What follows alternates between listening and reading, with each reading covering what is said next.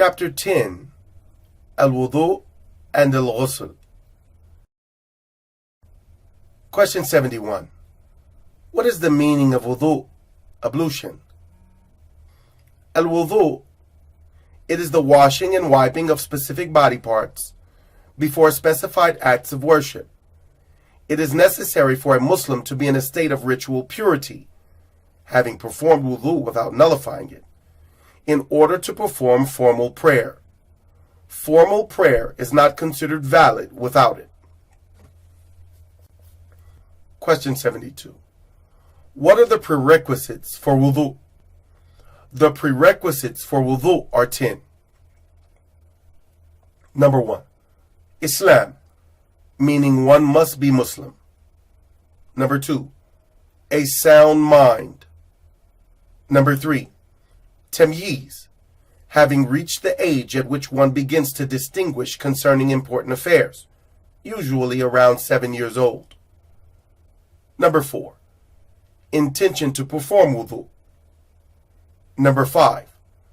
Keeping a continuous intention to complete wudu throughout its steps until fully completed. Number 6. Discontinuation of the act which makes wudu necessary, such as urination, sleep, etc. Number 7.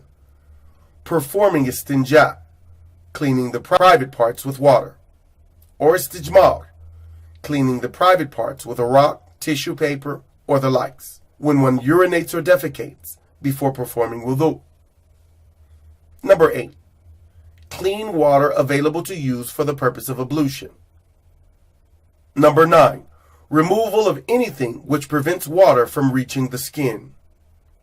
Number 10. Commencement of the prayer time for those who have abnormally continuous urinal or bowel release. Question 73. What are the necessary steps to perform wudu? The necessary steps for wudu. Number 1. Washing one's face, and this includes washing inside of one's mouth and nose. Number 2.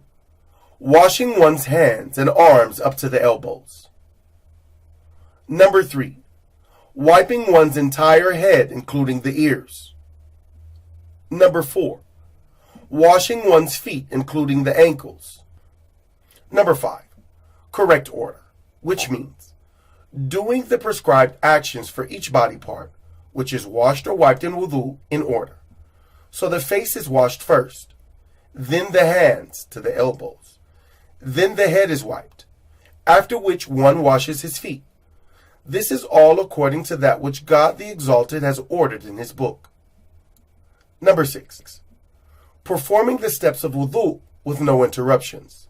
This means the steps of wudu must be done in a sequential manner with no interruption to the best of one's ability.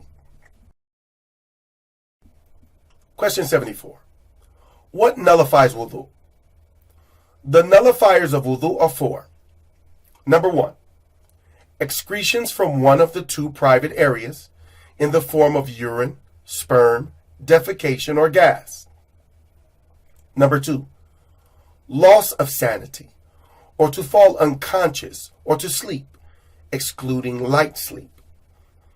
Number 3. Eating camel meat. Number 4. Touching one's bare private part. Question 75.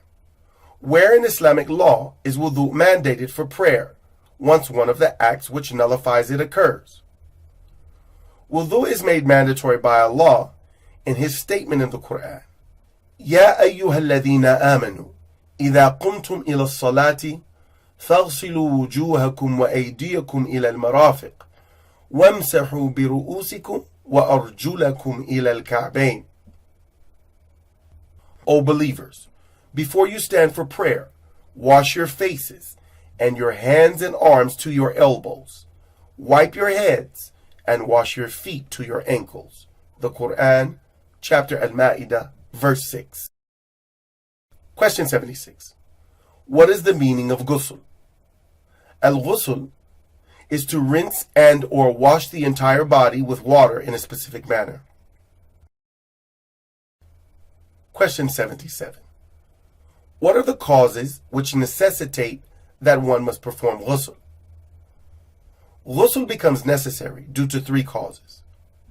Number one, the excretion of sperm as a result of sexual excitement or pleasure. Number two, sexual intercourse, even if one does not ejaculate or excrete any sexual fluids. Number three, the excretion of menstrual blood and or fluids, as well as the excretion of postpartum blood. Question 78. Where in Islamic law is ghusl mandated due to the above mentioned causes? Ghusl is mandated in the statement of Allah the Exalted. وَإِن كُنْتُمْ جُنُبًا فَطَّهَّرُوا. And if you are junub, meaning having had sex or having had any of the excretions which mandate ghusl, then clean and purify yourselves by performing ghusl. The Quran, chapter Al-Ma'idah, verse 6. Question 79. What are the comprehensive benefits of wudu and ghusl? The comprehensive benefits of wudu and ghusl are abundant. Number one, manifesting that Islam is a magnificent religion which calls to physical and moral cleanliness. Number two, special expiation of sins which have been committed using the particular body parts that are washed in wudu. Number three, preserving physical health, the body's wellness, and its overall energy. Number four, special preparation to be in the best of states when calling on God in prayer.